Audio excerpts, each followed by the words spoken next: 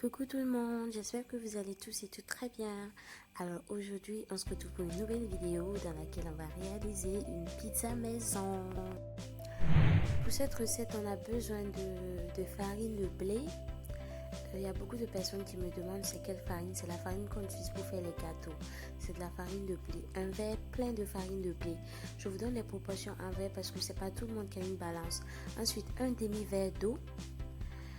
Une cuillère à café de sel, une cuillère pas très pleine de levure boulangère, une pincée de sucre, de l'huile d'olive. Si vous n'avez pas d'huile d'olive, c'est pas grave, vous pouvez utiliser de l'huile de tournesol, l'huile que vous avez, ça c'est pas un souci. Ensuite, de la tomate, de la sauce tomate. Ça c'est une sauce tomate que j'ai préparée en faisant bouillir des tomates, ensuite les mixer avec des épices, du sel. Du fromage gruyère râpé, c'est très important, on ne peut pas faire de pizza sans fromage, du jambon, et puis voilà, des légumes, oignons, poivrons, tout ce que vous voulez.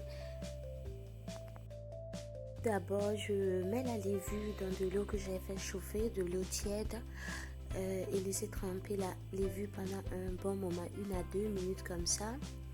Ensuite, dans un saladier, verser le verre de farine dans le saladier. Ensuite, rajouter le sel, la pincée de sucre et passer ensuite à l'eau avec la levure progressivement. Rajouter l'eau avec la levure diluée en mélangeant bien la pâte.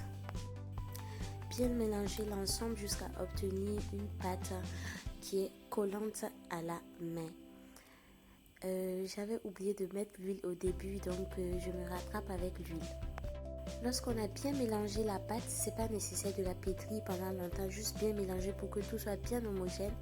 Ensuite, couvrir la pâte avec un torchon propre et laisser reposer pendant 30 minutes dans un endroit chaud.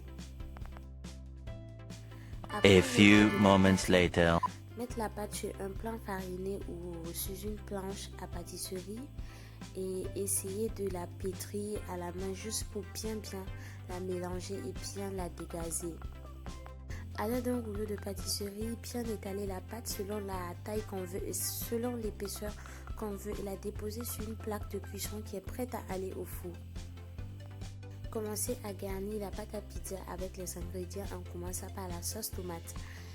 Bien étaler la sauce tomate sur la pâte à pizza de telle sorte que tout soit bien recouvert et que la pâte soit bien imbibée de sauce tomate. Passez aux morceaux de jambon que vous avez découpés, les disposer sur tout l'ensemble de la pâte à pizza. Rajoutez les légumes également. Vous pouvez mettre des oignons, du poivron, des champignons, tout ce que vous voulez pour garnir votre pâte à pizza.